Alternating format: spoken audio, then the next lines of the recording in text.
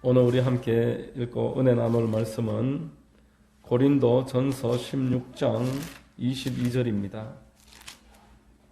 신약성경 285면에 고린도 전서 16장 22절 말씀입니다. 제가 봉독해 드리겠습니다.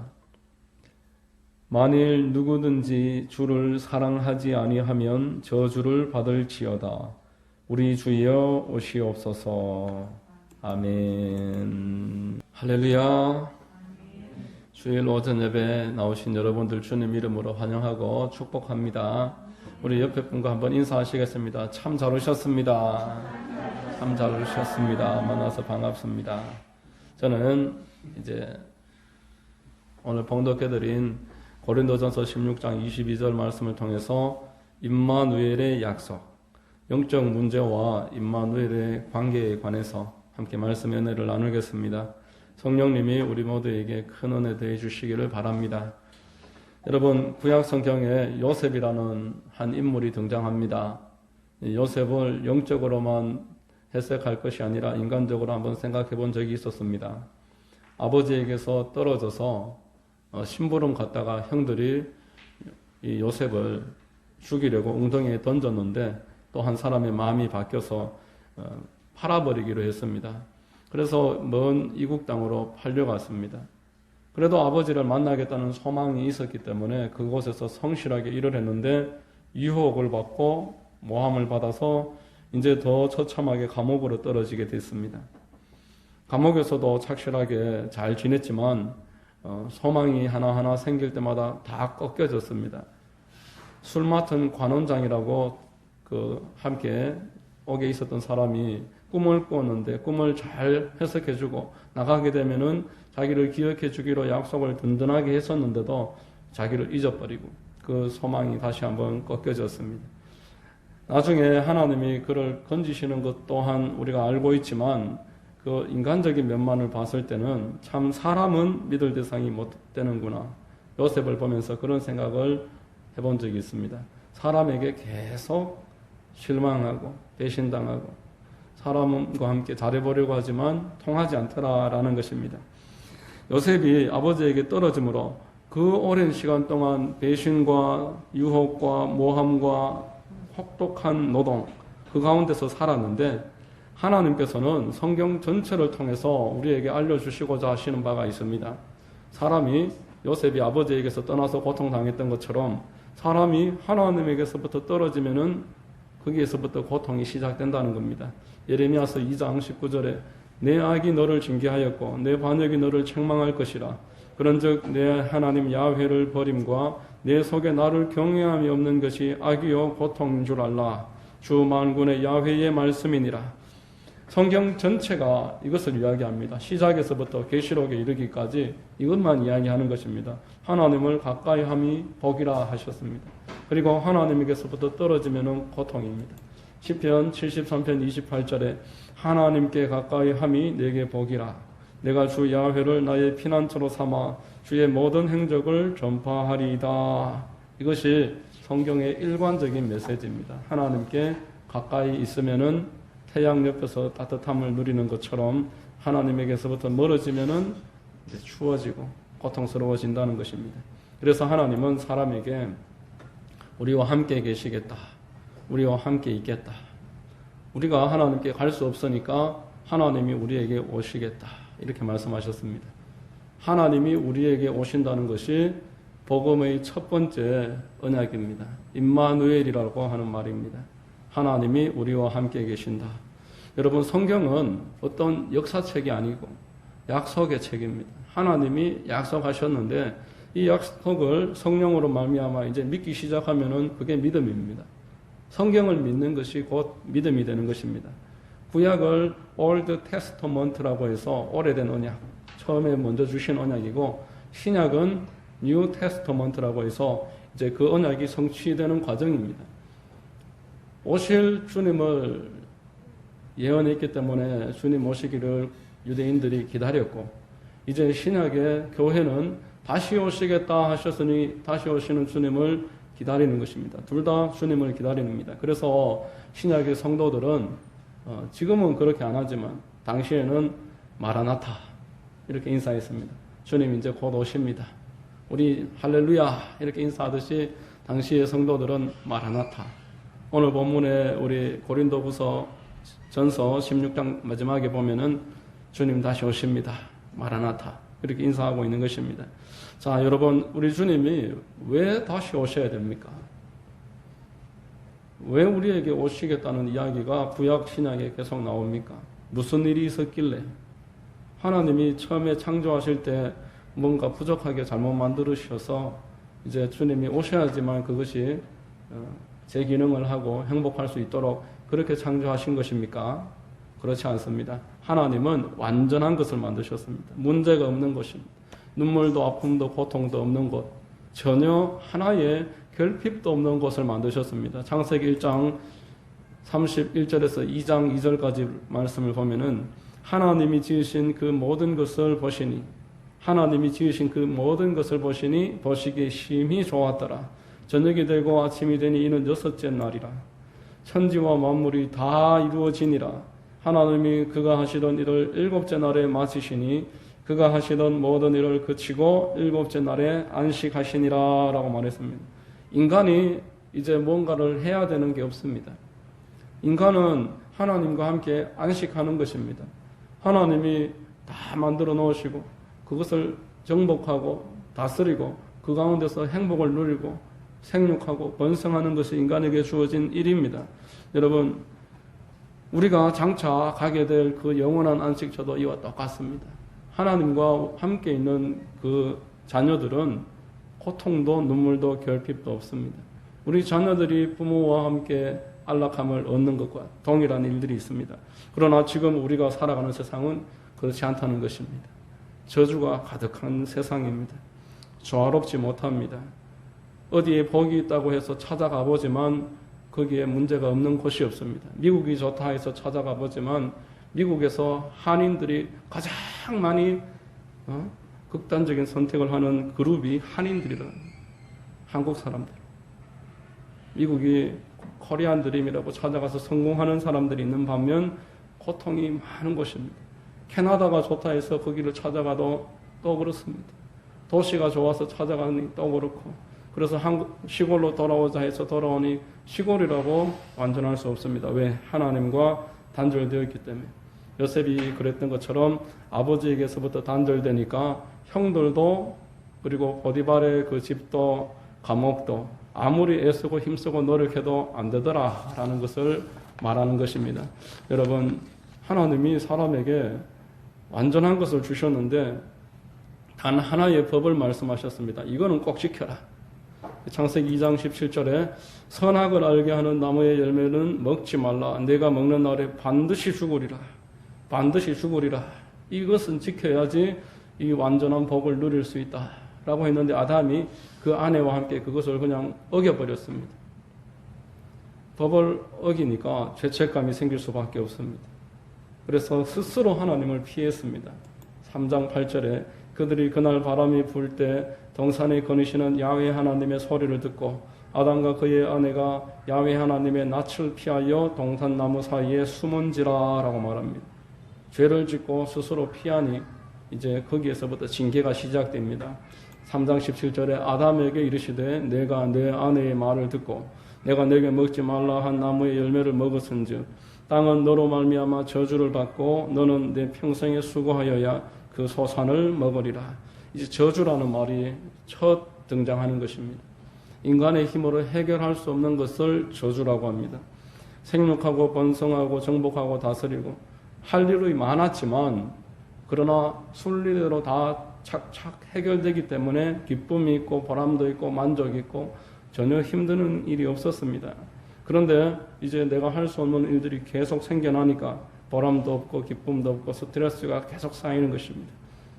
창세기 3장 23절로 24절에 야훼 하나님이 에덴 동산에서 그를 내보내요 그의 근원이 된 땅을 갈게 하시니라. 이같이 하나님이 그 사람을 쫓아내시고 에덴 동산 동쪽의 그룹들과 이 그룹이라는 것이 천사입니다. 두루 도는 불칼을 두어 생명나무의 길을 지키게 하시니라. 영적 존재가 하나님께로 가는 길을 가로막고 있습니다. 여러분, 여기 내보낸다, 쫓아낸다. 이것이 곧 집에서 쫓겨난 어린아이 신세가 된 것을 이야기하는 겁니다. 부모와의 단절된 어린아이가 누가 그를 그만큼 사랑해 주겠습니까? 누가 그를 그만큼 보호해 주겠습니까? 그와 똑같은 일이 벌어지는 것입니다. 이제 자유롭게 하나님을 떠났지만 거기에 자유가 없었습니다. 또 다른 주인이 등장하는데 거짓의 주인, 착취하기 위한, 참소하기 위한 주인이 등장합니다. 예수께서 이 땅에 오셔서 바리새인들과 언쟁을 하실 때 이렇게 이야기하셨습니다. 요한복음 8장 44절에 너희는 너희 아비 마귀에게서 났으니 너희 아비의 욕심대로 너희도 행하고자 하느니라. 그는 처음부터 살인한 자요 진리가 그 속에 없으므로 진리에 서지 못하고 거짓을 말할 때마다 제 것으로 말하나니 이는 그가 거짓말쟁이요 거짓의 아비가 되었습니다. 하나님을 떠나서 자유로울 줄 알았는데 이 마귀가 그들의 주인이 되었습니다. 마귀에게서 났다 이렇게 말하는 것입니다. 여러분, 사람이 하나님에게서 스스로 단절되어도 그 마음에 그 빈자리가 있습니다. 부모를 그리워하는 아이처럼 열심히 일을 하고 맛있는 것을 먹고 친구들하고 어울리면서 살아도 부모의 빈자리가 마음에 계속 남는 것입니다. 그래서 끊임없이 사람들이 우상 숭배를 합니다. 끊임없이 종교를 만들고 있습니다. 여러분, 어느 나라 어느 문화를 보십시오. 사람이 있는 모든 문화에 귀신이 등장합니다. 어린아이를 위한 이야기를 한번 들어보십시오. 귀신이 얼마나 많이 나오는지 모릅니다.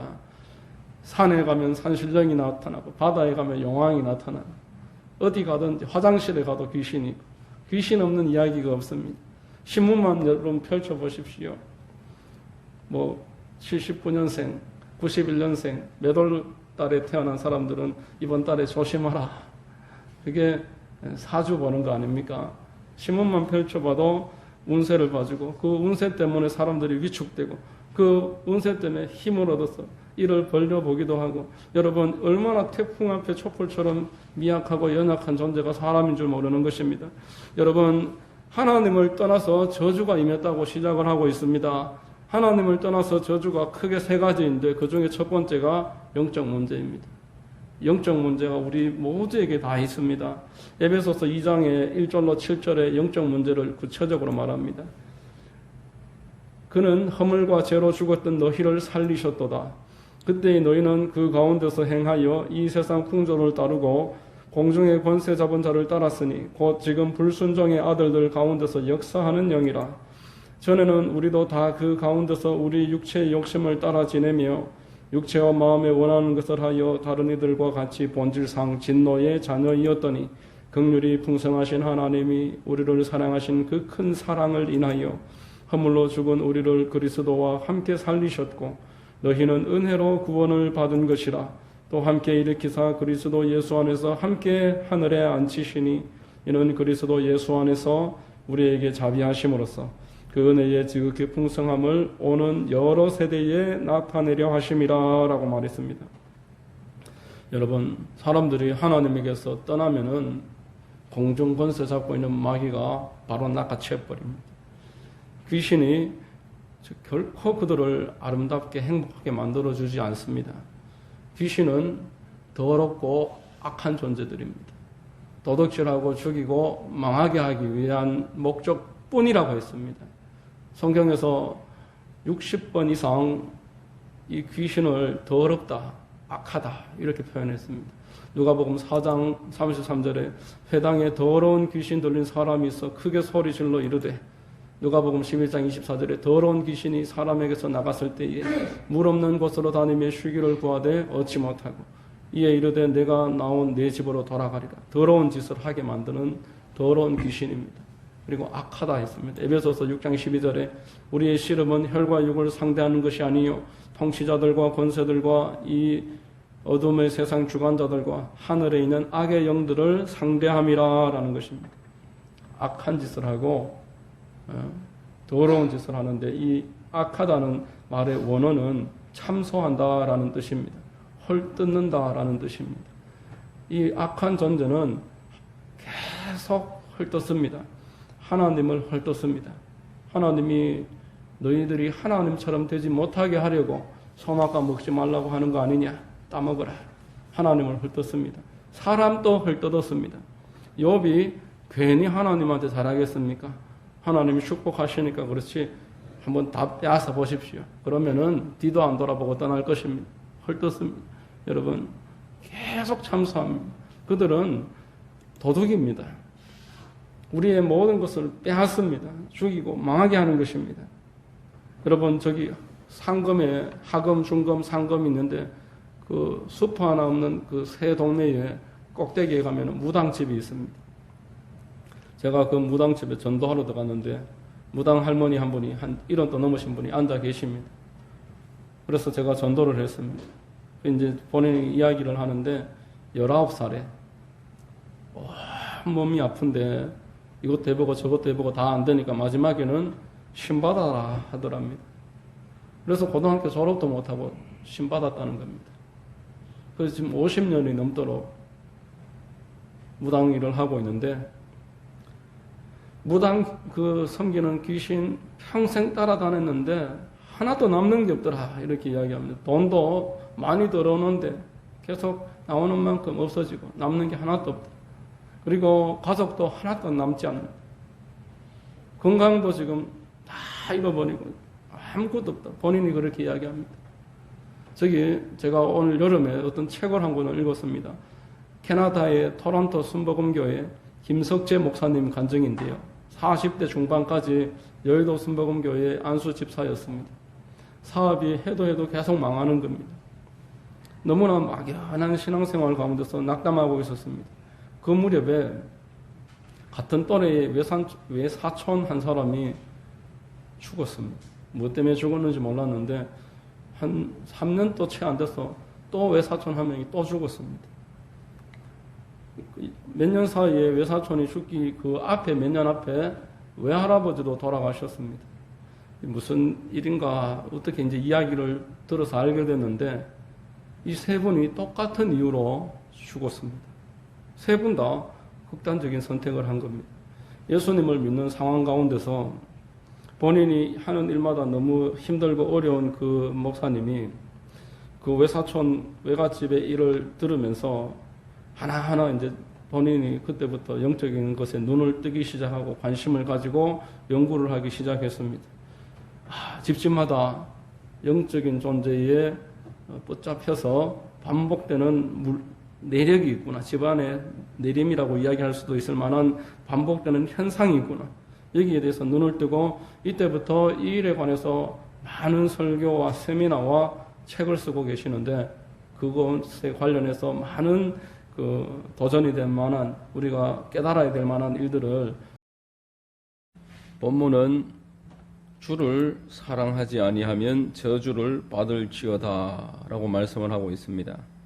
여러분 상당히 거슬리는 말씀이 아닐 수 없습니다. 사도 바울이 무엇 때문에 저주를 선포합니까? 그냥 하나님을 사랑하라고 권면하면 그뿐이지 저주를 선언해야 할 이유가 무엇이란 말입니까? 교회는 사랑의 공동체지만 그러나 무한히 모든 것을 포괄하지는 않습니다. 주를 사랑하는 자에게는 관대하지만 그렇지 못한 사람은 이 공동체의 부분이 될 수가 없으며 저주를 피할 수 없다라는 것입니다. 마귀와 그를 따르는 자들이 예비된 그곳으로 가게 되는 것입니다. 주를 사랑하지 않아서 저주를 받는 것이 아니라 스스로 하나님을 떠나서 저주 가운데 있게 된 자들이 하나님께서 저주를 피하기 위해서 예비해 주신 그 예수 그리스도를 받아들이지 않고 사랑하지 않기 때문에 스스로 저주를 선택해서 들어가는 것뿐인 것입니다. 여러분, 우리 주 예수 그리스도는 신사 중에 신사이십니다. 도둑이 오는 것은 도둑질하기 위해서 몰래 오지만 신사는 그렇게 몰래 찾아오는 법이 없습니다. 반드시 예고하고 또 정중하게 문이 열릴 때까지 기다리는 것이 신사입니다. 요한계시록 3장 20절에 볼지어다 내가 문 밖에 서서 두드리노니 누구든지 내 음성을 듣고 문을 열면 내가 그에게로 들어가 그와 더불어 먹고 그는 나와 더불어 먹으리라 라고 말씀을 했습니다. 여러분, 미국 대통령이 다른 나라에 찾아갈 때 예고 없이 불쑥 찾아가는 법은 없습니다. 중국 국가 주석이 다른 나라에 몰래 가는 경우도 없을 것입니다. 이처럼 하나님께서는 이 땅의 사람들에게 말씀하십니다. 내가 너희에게 가리라. 내가 갈 것인데 기다리라. 이것이 복음의 첫 번째 임마누엘의 복음인 것입니다. 내가 가서 너희들을 저주에서 건지리라. 그래서 주님이 오실 그 길이 기록되고 보여지는 것이 이스라엘의 역사입니다.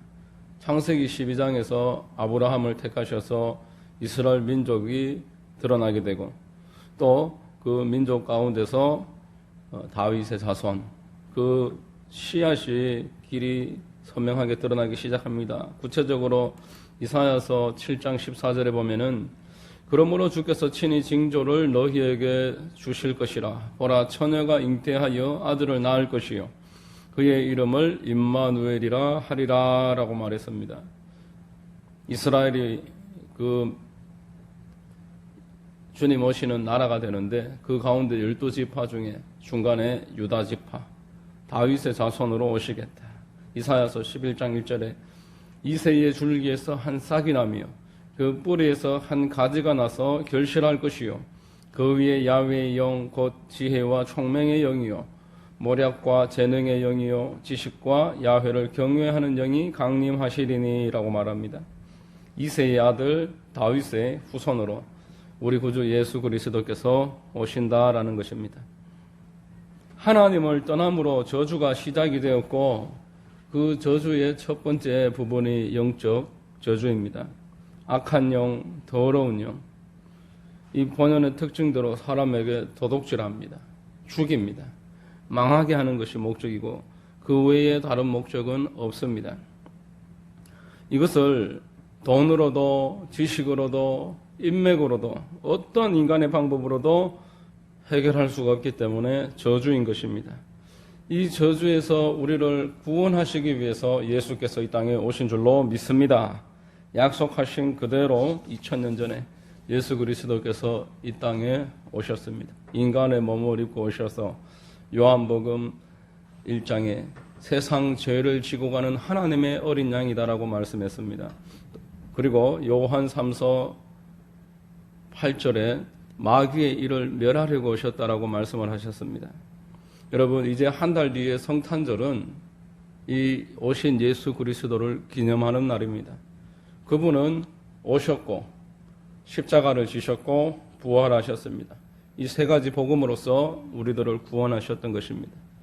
십자가를 지심으로써 죄를 용서하시고 죄가 사해짐으로 저주를 끊으시는 것입니다. 이것이 사도 바울이 오늘 본문에서 주를 사랑하지 않는 자는 저주를 받는다 말한 의미입니다. 우리 주님을 진심을 다해 영접을 하고 이 주님을 전심으로 사랑하는 사람은 저주를 받지 않습니다. 오히려 요한 3서 2절에서 말씀하시듯이 사랑하는 자여 내 영혼이 잘됨 같이 내가 범사에 잘되고 강건하기를 간구하노라 라고 말했습니다. 도둑이 오는 것은 도둑질하고 죽이고 멸망시키려는 것뿐이요 내가 온 것은 양으로 생명을 얻게 하고 더 풍성히 얻게 하려는 것이라 라고 말했습니다. 그러므로 여러분, 이번 주로부터 연말까지 성탄절이 오는 그때까지 이 한 달간을 임마누엘을 묵상하는 기간으로 삼으시기를 바랍니다. 나와 우리 모두의 죄를 위해서, 그래서 저주에서 해방해 주시기 위해서 하나님이 이 땅에 보내주신 독생자 예수 그리스도, 인간의 몸을 입고 오셔서 우리의 모든 죄와 허물을 짊어지시고 십자가에서 죽어주신 우리의 구원자, 이분을 깊이 묵상하시고 깨달으시기 바랍니다. 깨달아야 사랑할 수 있습니다. 내가 그분을 사랑하는가 한번 자문해 보시기 바랍니다. 그분을 사랑하는 만큼 우리 살아있는 이 땅 가운데서도 저주가 해방되고 저주가 끊어지는 역사가 있게 될 것입니다. 그러므로 무엇보다 하나님 앞에 내가 주님을 사랑하지 못하고 있다면은 사랑을 달라고, 주님 사랑하는 마음을 부어달라고 간구해야 되는 줄로 믿습니다. 간구하시기 바랍니다. 또 하나, 이 임마누엘의 기쁨을 나만 알고 있는 것은 하나님의 뜻이 아닌 것입니다. 여러분, 불이 났는데 나 혼자 빠져나오고 더 이상 나올 수 있는 길을 사람들에게 알리지 않고 또 다른 사람들이 나올 수 있도록 돕지 않는다면 그 책임을 면치 못할 것입니다. 이번에 이태원 사건의 책임자들이 지금까지도 비난을 당하는 것은 그들이 그 젊은이들을 사지로 밀어넣은 것은 아니지만 만일에 하나라도 그 젊은이 한 사람이라도 구원하고 구출할 수 있는 그런 기회가 있었는데 그것을 무책임하게 방관했다라면 책임을 면치 못하기 때문에 그렇습니다. 그러므로 여러분, 임마누엘의 복음을 전하고 주님이 기뻐하시는 성탄절이 되도록 지금부터 준비하시기 바랍니다. 우리의 저주를 해결하기 위해서 이 땅에 오신 하나님의 아들 독생자 예수 그리스도를 전할 수 있도록 사람을 찾아보고 또 말해보고 데려오시기 바랍니다. 이 복음 듣는 자리로 사람을 인도하는 것, 그것이 전도의 출발입니다. 이것이 성탄절을 위한 하나님의 뜻일 것입니다. 그저 세상 사람들처럼 지금 벌써 제과점이나 주변에 많은 그 영업장에 보면은 성탄절 트리를 만들어 놓고 사람들은 이미 벌써 더 이 일에 발빠르게 준비를 하고 있습니다.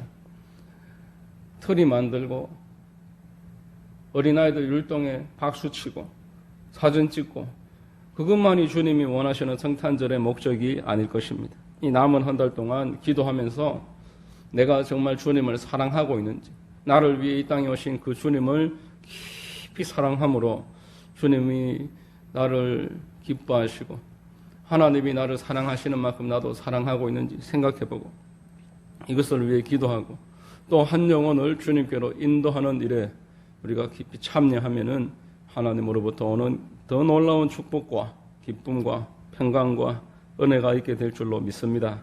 여러분 모두에게 이러한 은혜가 있게 되시기를 예수님의 이름으로 축원드립니다. 기도하겠습니다. 하나님 아버지 감사합니다. 오늘 말씀을 통해서 하나님이 우리 삶의 저주를 해방하고 우리에게 은혜와 축복과 영원한 복락을 더하시려고 예수 그리스도를 보내주셨음을 깨닫게 하시니 감사합니다.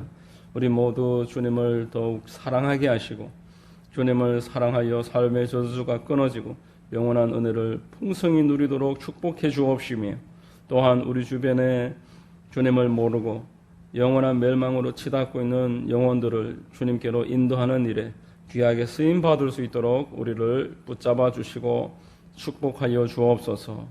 예수 그리스도의 이름으로 기도드립니다. 아멘.